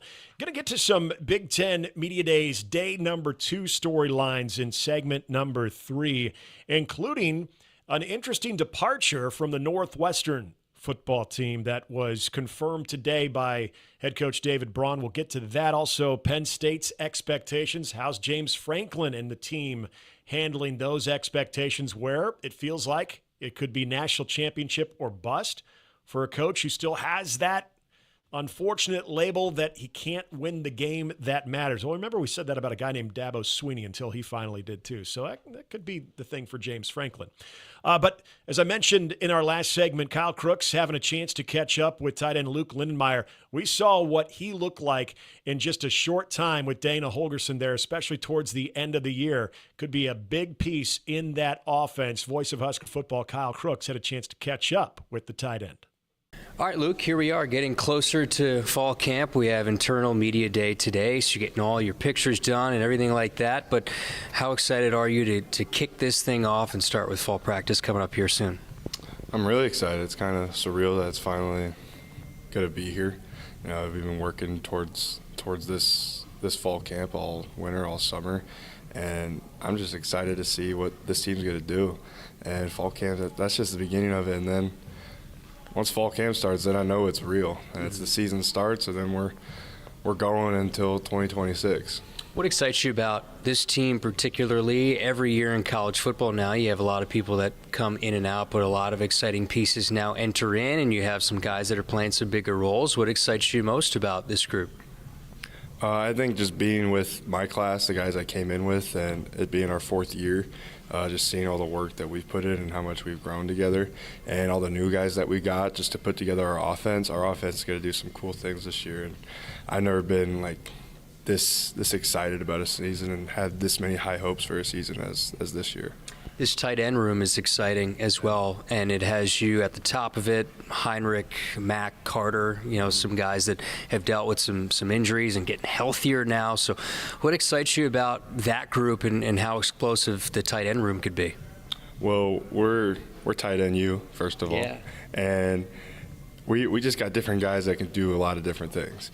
And like even for 12 or 13 personnel, like we can still take DBs over the top. We can still block linebackers. We can still move people off the line. Like we can do it all in the tight end room.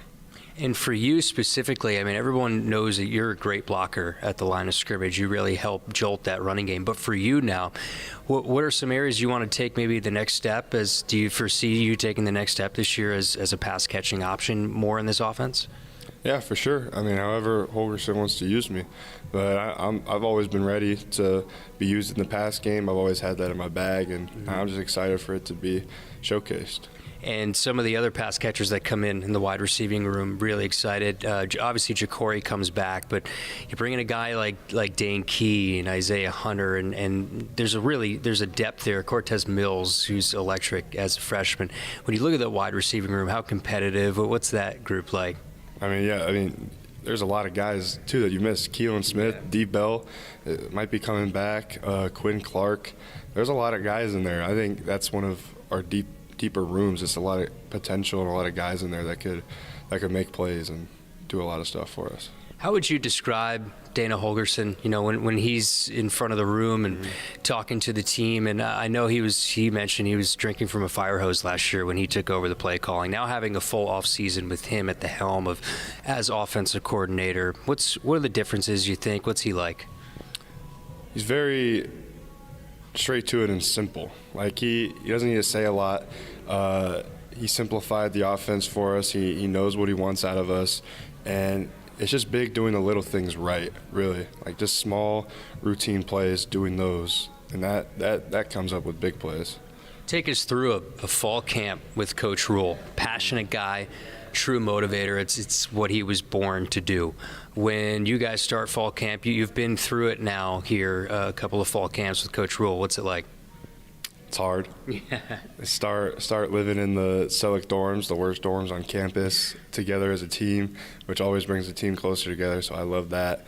And just long days, coming here at around like 6:30 a.m., leaving at 8:30 p.m., and just having it's like a football vacation kind of. Like all you know is football. Like you're away from the real world. There is no outside life. It's just football, and I kind of like it. It's like a little football metropolis kind of thing, getting away from everything else. And Coach Rule does a really good job of just keeping us motivated during the hard fall camp days that we probably don't want to be there as much, keeping us together. And also throwing us a bone here and every now and then, go to like a water park or something. So I'm excited for that, going to that lazy river this year. Yeah, I love that. And, when you think of this team and the culture as it's built, and everyone makes such a big deal about year 3 of Coach Rule. You implement your system, you implement your culture. How would you, assume one of the leaders of this team, how would you describe the culture, you think? It's built, and now the foundation is set, and now we're just building on it. I think Coach Will did an amazing job at just instilling the culture in us older guys, and now we can teach that, what our standards are to the younger guys, and upholding that standard. And this summer has been big on like, what is our standard and how we're going to hold that to our teammates. And now that we have that foundation, we can start building on that now, and it's going to be steady. And once trials and tribulations come during the season, we're not going to break, because we're built on rock, not on sand. Yeah, I read that you're from a military family, right? And you had the opportunity to have a full scholarship and go somewhere else, but you wanted to be a preferred walk-on here at Nebraska. Why was being a Husker for you so important? Well, I came to every home game that I could my senior year of high school, and every time it just felt different. Like the fans, the energy, and as soon as I think it was the Purdue game of 2021, I was like, yeah, this is home. And every time I came to Lincoln, I was like, yeah, this feels like home. And I also wanted to do something special. Like, I know probably the easier opportunity for me was to go to Army, but you know, if you do the easy thing all the time in life, like, you'll never grow that much. So I wanted to have some friction and do it the hard way and earn it. Yeah, and see how far you've grown within the program. That's got to be really satisfying. Dylan, I want to ask you about Dylan Raiola and how he's taken the next step, because a lot of fans want to know about the quarterback position. They want to know how he's taken the next step from year one to year two. Just seeing him around here in the building just seems like a loose guy, fun guy, out on the field in the huddle during spring. What's Dylan like? Where do you think he's taken the necessary steps? I mean, it's year two, and he's not a freshman anymore, so now he's more comfortable in that leader role. Last year it was maybe some 6-year guys who had to step up because it was his first year playing, like a lot of pressure. I mean, he came in as an 18-year-old with like all the pressure in the world, singing on Zach Bryan on stage in Omaha, and people don't realize, like, to be an 18-year-old to come in and have all these expectations and everybody looking up to you like that, and being able to handle it as well as he did, and now it's just year two, he's got it all under his belt. I am so impressed on the way he's handled things, and year two is just going to be so much better because he's comfortable in that leadership role now. Chatting with Luke Lindenmeyer. Final one, I've read your hooper. You football wasn't until later on in high school. Like, you were a baller now. Is there anybody else on this team? Like, if you're checking the ball up, we're playing at 21, one-on-one, anybody on this team beating you? Long pause. I say no. I want to say no, but there are some guys who give me a hard time. Like Quinn Clark, he gave me a hard time. He's really athletic. Jalen Gramstad, he'd give me a hard time. He's a great defender. But I still think I could pull up on top. So are you in the off season playing a whole lot? I know you don't want to get hurt or anything playing basketball. You don't want to do that. But are you playing a lot nowadays? I try to play as much as possible, but man, this summer has been super busy. And me and Jalen Gramstad are actually coaching a AAU team for Lincoln Supreme 8th grade team. We actually have our last tournament coming up next weekend, so we've been doing that and not really hooping as much. But when we go coach them, we're getting some shots up. What's Luke Lindenmeyer like as a coach? He's pretty loose, but you can also get angry because 8th graders tend to tick me off a little bit. But I just try to teach them to have fun because at the end of the day, they're not going to be able to play basketball their whole lives, to just enjoy it. And I played club basketball too when I was in high school, and I made some great friends, made some great memories just traveling, and those are probably some of my best memories growing up. So I just told them to enjoy it because it's hard to take that kind of stuff for granted. Well, Luke, I know you've enjoyed this journey and what a journey it's been. I look forward to calling number 44 in the end zone or laying down some big blocks. So appreciate the time. Appreciate you. Thank you. Again, Luke Lindenmeyer, Kyle Crooks right there. Some good stuff. And again, a guy that when we think about that tight end room, it is an interesting one because if you're looking at what we know when it comes to Carter Nelson, now moving back strictly to tight end, when you also look at a guy like Luke Lindenmeyer that had such a prominent role, especially at the end of the season. And look, it's not like you're you're not missing a good chunk of what they were hoping their offense would be a year ago. Nate Borkature and Thomas Fidone were big parts of that. But I think not only the intrigue that I have with Heinrich Haarberg, because I still think that is going to be a major piece of this creative approach that the tight end room, I think, has, but also how Dana Holgerson can use, I think, at least 3 of those guys, if not more. But Mac Markway might be the wild card there. There is a guy that, hasn't played competitive football because he was going to get back in a while, that is. He was going to get back in it and had the unfortunate injury last year coming off of that knee surgery. Now he's back, and this is a guy, as Kyle mentioned, this was a high recruit coming out of high school. So can they find a good fit and a good role for him where he can impact that tight end room too? There are options there. Finding the best options, again, all part of this offense taking a major step forward. Looking forward to seeing if that will be the case here in 2025. When we return, going to talk a little bit more Big Ten Media Days, day number 2. Northwestern will be without a quarterback this year. Penn State embracing the big-time expectations out there in State College. That and much more coming your way here on Sports Nightly. Husker fans, the 2025 Nebraska football season is quickly approaching, and we need you in the Sea of Red at Memorial Stadium this fall. Nebraska football single-game tickets are now available in both end-zone and sideline seat locations and start at just $45. These tickets are only available while supplies last, so get yours today before they're gone. To purchase your Husker football single-game tickets or for more information, visit huskers.com/tickets. Go Big Red. Hit us up on the text line. Text 402-413-2400 with your Husker thoughts. Dear Truckin' Awesome. Want more horsepower in the stable? The Tundra iForce Max is the most powerful Tundra ever. With its electrifying twin-turbo V6, you got everything you need. Saddle up the Tacoma TRD Pro.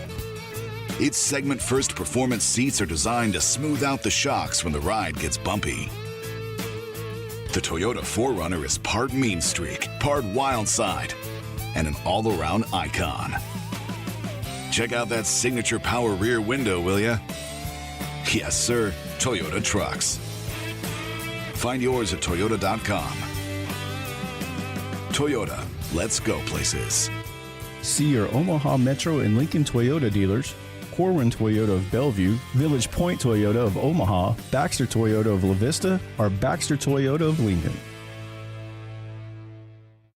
For farmers, sustainability is a way of life. 97% of farms are family-owned, and 95% are participating in conservation programs and using sustainable practices. I'm Ann Meese, a farmer near Elgin, Nebraska. I grew up on this land, and we're dedicated to being good stewards and leaving it better for the next generation. Since 1980, U.S. soybean farmers have boosted production by 130%, all while lowering emissions and improving land and water use. Nebraska soybeans, feeding, fueling, and innovating for the future. When you're in the stands and have the ability to control your irrigation in the field, it's a game-changing moment. Valley is where farming meets end zone efficiency. With AgSense remote irrigation technology, farmers become the MVPs of their fields. Experience real-time, play-by-play action and control that keeps you ahead. Score big with irrigation technology from Valley. It's technology that improves your life and lets you be at the game and in the game. Find your local Valley dealer at valleyirrigation.com. Nebraskans are choosing chiropractic for better health. Why chiropractic? Because it's safe, drug-free, and a cost-effective treatment option for back and joint pain. Plus, all generations can benefit from natural chiropractic care. Choose chiropractic first for pain relief or to improve your mobility, athletic performance, or overall wellness. Make chiropractic your first choice for better health and find a chiropractic physician near you at nebraskachiropractic.org. Get your life back with chiropractic. I would have never had the chance to see my daughter become a doctor. Because my mom wore her seatbelt that day, I get to hug her when I go home. And then it clicked. Because I wore my seatbelt, I learned that one moment in time can change a person's life forever. Brought to you by NDOT Highway Safety Office. The day we were hit was the second to last day of our high school careers. We were about to graduate as best friends together. And then it clicked. Because we wore our seatbelt that day, we still get to experience life together. Brought to you by NDOT Highway Safety Office.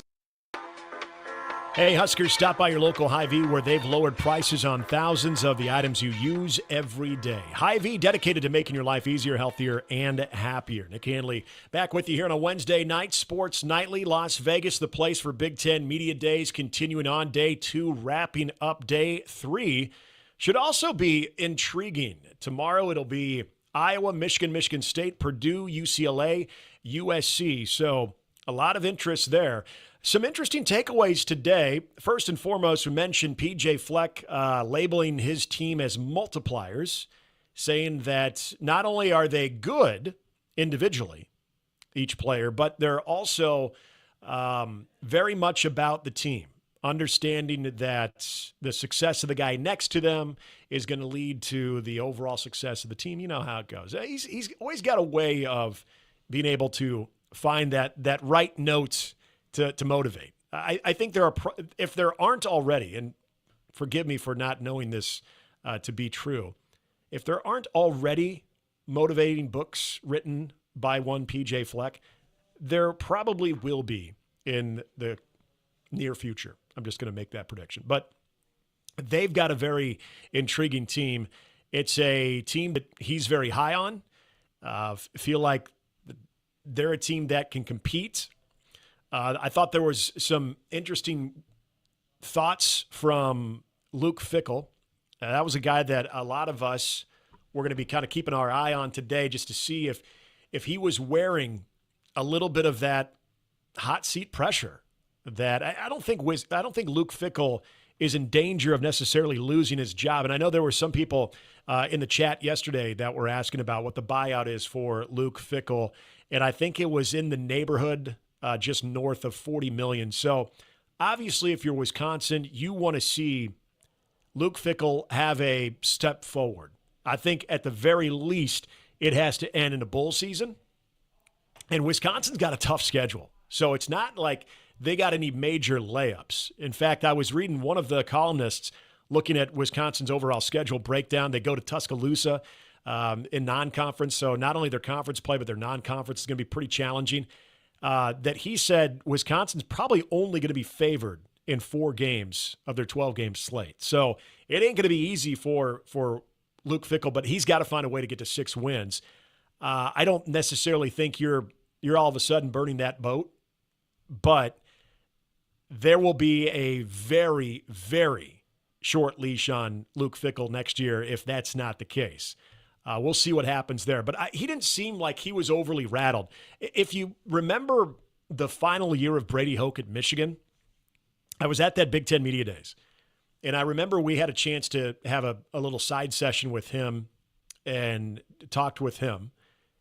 And that was a guy that I couldn't help but feel sorry for, because every question that everybody had, not just us, but everybody had, was about his job status and how he was feeling, if he was feeling the pressure, and does he feel like there's confidence within his athletic director and his team that they can, get everything done. And I'll give him a lot of credit. He answered those questions, but you could just tell that was a man that was understanding what was going to be asked about his program, and I guess maybe more importantly about him and his job status. He understood it. He wore it.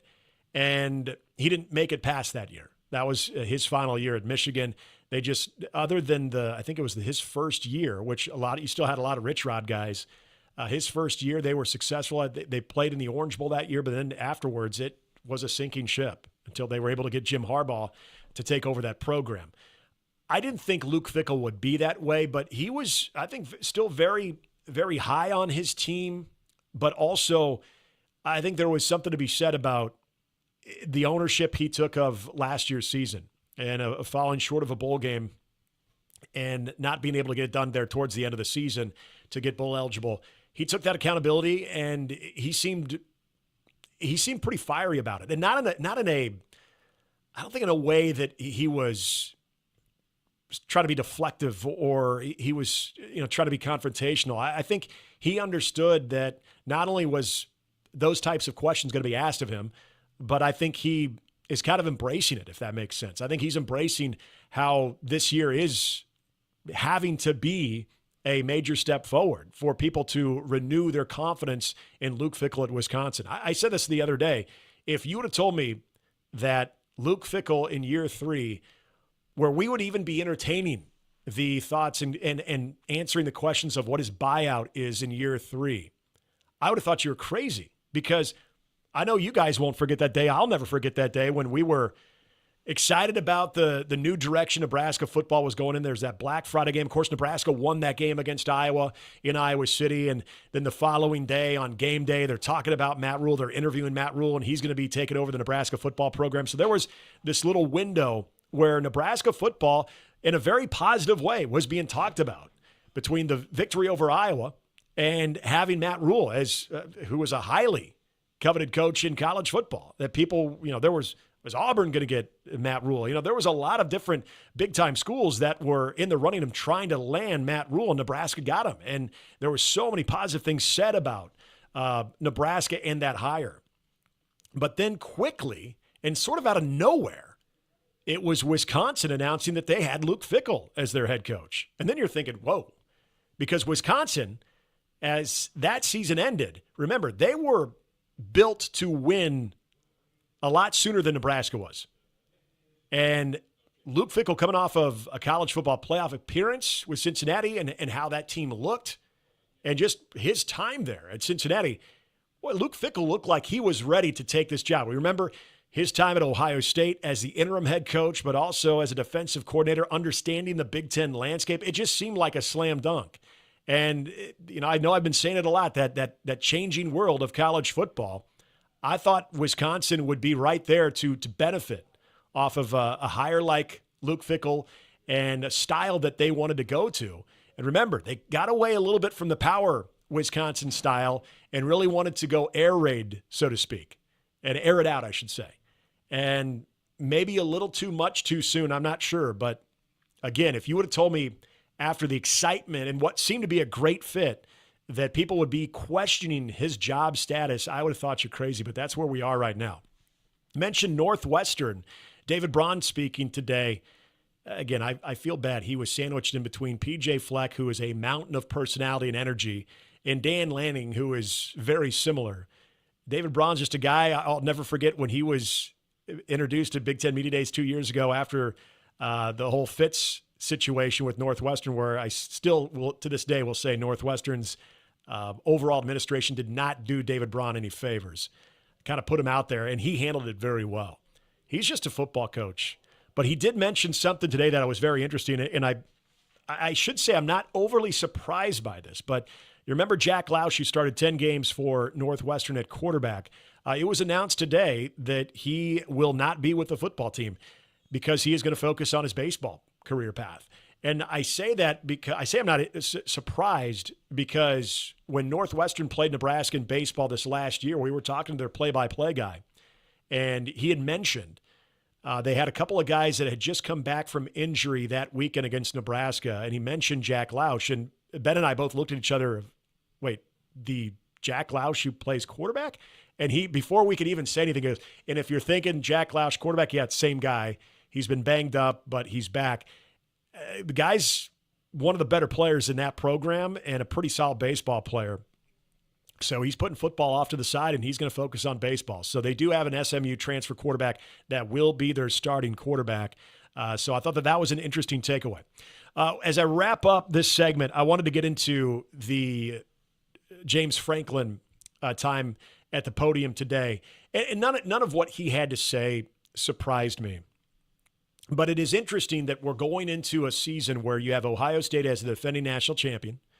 Even though it's an Ohio State team that is going to be breaking in a new quarterback, they still got, I don't want to say anybody could throw to Jeremiah Smith, but you could have probably a slightly above average quarterback, and having guys like Jeremiah Smith to be able to catch passes, you're going to feel pretty good and look pretty good in the process. But I would say this, you have a Penn State situation where Drew Aller is, I think, as good as there is in the Big Ten, and he's getting a lot of the praise, and I think he should. This Penn State team, even though you did lose a huge target in your tight end, but also what they have on the defensive side is extremely solid, a very good backfield. But there's this feeling that Penn State, and they carried themselves this way, and James Franklin carried himself this way. And maybe this is a way to sort of break through of that narrative that you can't win the big game. You go in and you act as if you have been there. And that's how James Franklin approached it. He said they're absolutely embracing these expectations. And I don't really think you have an alternative there. I don't think you can, behind closed doors, say, hey, guys, you and I both know Ohio State's still the team to beat, even though technically they are, because it's a team that won a national championship. It's a team you had a chance to beat as well, and everybody's always measuring their success, just like how Ohio State and Michigan coaches their success is measured in that final game between the Wolverines and the Buckeyes. Penn State and their success is measured by, can they beat Ohio State? Can they win that game that's going to propel them into having a really good season, a real nice 10 or 11 win season, to be in those types of settings where you're the last two teams. You're part of the last two teams standing. That made the college football playoff. I mean, I still think this idea that James Franklin can't win the big game, I think he showed a little bit of that last year, even though they did not beat Ohio State. I think when you take a look at everything that James Franklin is trying to accomplish, I mean, you're chasing Ohio State. But I like that he dismissed it. I like that he said, yeah, we're all in on this thing. That they're absolutely. Because I think you got Oregon, and Dan Lanning's whole motto today was that they're doubling down, that they're believing in the process of being a great football program, and they just have to continue to hammer that down. It's going to lead to what they're hoping will be a national championship as well. But there wasn't any, and it's not his style, James Franklin, it's not his style to be timid or to deflect from those expectations, but he's owning them. And that's good. I think you have to. But what happens if Penn State doesn't get it done this year? Do you feel like you've reached this ceiling? I think it's crazy for a team that was in the college football playoff, and I think it's crazy for the amount of wins that James Franklin has had in that program to ever even doubt that. But this is a guy that was putting all the chips in the middle today and saying essentially they're embracing it, and they should be one of these teams that everybody's talking about on the national level, even though Paul Feinbaum doesn't think Penn State's going to win a national championship. I don't think he cares about that, James Franklin, that is. But I think that you have a Penn State program that everybody's wondering, do they have that extra step in them? Because it's one thing to be in the college football playoff in a 12-team playoff, but can Penn State be the best team in the country? That's what everybody's asking this year. And I think the people that are saying, I don't think they can be, I think are going off of history. I think they're saying, well, there's going to be a game that's going to decide that James Franklin on the Penn State sideline has yet to prove he can win. But as I mentioned a couple segments ago, thought the same thing about Dow Sweeney. He finally broke through, and they had it going for a while too. So could that be James Franklin's fate? We will wait and see. A couple other takeaways from Big Ten Media Days we'll get to. Washington, interesting addition, if you didn't know, that could make that defense very good, very formidable. We'll get into that as we wrap things up here on Sports Nightly. Hey, Husker fans, this is Kyle Crooks, your new voice of Nebraska football, and I can't wait to join you in the Sea of Red this fall. Husker football single-game tickets are now available in both end zone and sideline seat locations and start at just $45. These tickets are only available while supplies last, so get yours today before they're gone. To purchase your Husker football single-game tickets or for more information, visit huskers.com/tickets. I'll see you at Memorial Stadium. Go Big Red. Text 402-413-2400 with your Husker thoughts. Make this summer unforgettable with a new ride from Woodhouse Chevy. Whether you're heading to the lake, the campsite, or just cruising with the windows down, we'll help you find the perfect vehicle to get you there in style and comfort. Explore current offers happening now online, or visit us in-store at one of our 2 locations in Omaha and Missouri Valley. Woodhouse Chevy. Together, let's drive. Nebraska soybeans power everyday products, from Goodyear tires and Skechers shoes to soy-based turf and fire suppressants. These innovations replace petroleum and utilize other components of the soybean, leading to more sustainable products worldwide. I'm Doug Sadoff, a farmer near Trumbull, Nebraska. Thanks to cutting-edge research, soybeans are now in everything from tires to turf. It's amazing to see how these advancements are unlocking new potential for our crops. Soybeans are a win for every product and everyone. Nebraska soybeans, feeding, fueling, and innovating for the future. Woodhouse has been a trusted partner in your everyday since 1975. Shop for your next vehicle with the home team at Woodhouse and the official auto dealer of Nebraska Athletics. Wrapping up the show, wrapping up day number 2 of Big Ten Media Days. I wanted to get into just a little bit of Washington. Now, they spoke today, Jedd Fisch speaking to the media, and it's interesting. Washington, not one of those teams that is getting a lot of the headlines, but it's a team that I think a lot of people feel is going to be pretty competitive. I mean, you see where a lot of the preseason polls have them pretty much, again, into that middle tier mix to be a 7 to 8 win potential team right there. One of the stories that I would say, and not being out there in Las Vegas, maybe it was talked about a lot today, but Jedd Fisch reminded us that even with Purdue's loss of Ryan Walters after it just did not work out with him as a head coach, and we know how good of a defensive coordinator he was with Brett Bielema, man, Ryan Walters cannot get out of the Big Ten. If you remember, maybe you don't, that Ryan Walters is the defensive coordinator at Washington. And so if there is a reason to believe that Washington can have a major improvement in this season, at least on that side of the football, I think Ryan Walters, he's out for redemption. And he'd be the first to tell you that it just did not work. I'm not going to talk about was it a good job or not. We've done that way too much here in the last couple of weeks on talking about what's a good job and what's not in college football. But it didn't work out as a head coach, and sometimes we see that where certain coordinators, they take over a job as a head coach, and maybe that's not what they're going to be best at, or maybe the job itself just wasn't a good fit for them at the time, whatever it might be. The one thing that I'm very, very confident in when it comes to what Ryan Walters' skill set is and what his path is in college football, it is a high-level defensive coordinator. And I think, again, being on that now side of the country where you do have not only the Pacific Northwest, but the West Coast to recruit from and to develop those types of athletes into a football program that was recently in a national championship game, I think this is something to keep an eye on, too, on how that defense evolves under Ryan Walters.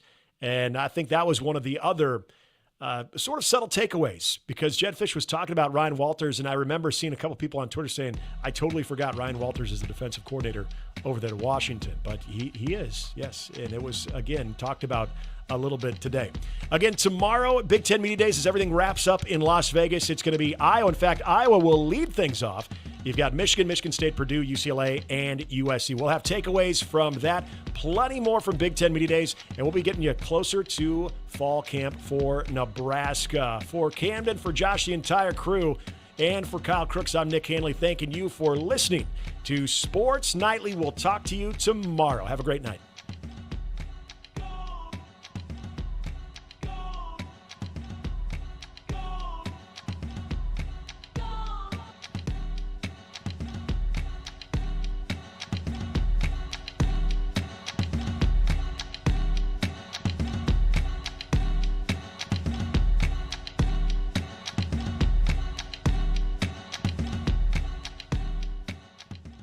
Hit us up on the text line. Text 402-413-2400 with your Husker thoughts. If there's one thing Nebraska's known for, it's our beef. And Nebraska soybeans feed a lot of them, and even more pigs and chickens. I'm Jason Pinky, a farmer near Craig, Nebraska. Soybeans are vital for feeding our livestock, and they're also a powerhouse protein source for people worldwide. Our world needs protein, and Nebraska soybeans are making a difference. From tailgate grills to global plates, farmers deliver affordable, nutritious protein to build muscle and energy for everyone. Nebraska soybeans, feeding, fueling, and innovating for the future. On game day, every play counts. Now imagine having the same level of control in your field. Valley is where farming meets end zone efficiency. With AgSense remote irrigation technology, farmers become the MVPs of their fields. Real-time, play-by-play control means you're always ahead of the game. Score big with simplified irrigation technology from Valley, improving your life both on and off the field. Find your local Valley dealer at valleyirrigation.com. Nebraskans are choosing chiropractic for better health. Why chiropractic? Because it's safe, drug-free, and a cost-effective treatment option for back and joint pain. Plus, all generations can benefit from natural chiropractic care. Choose chiropractic first for pain relief or to improve your mobility, athletic performance, or overall wellness. Make chiropractic your first choice for better health and find a chiropractic physician near you at nebraskachiropractic.org. Get your life back with chiropractic. I got to see my brother get married. I would have missed my dad's birthday. Because I wore my seatbelt, I had the privilege of being part of his special day. I got to go home and see my family again. Does it click yet? Brought to you by NDOT Highway Safety Office. I would have never had the chance to see my daughter become a doctor. I was able to go to my brother's graduation. I wouldn't have adopted my first pet. And then it clicked. My seatbelt saved my life. Does it click yet? Brought to you by NDOT Highway Safety Office.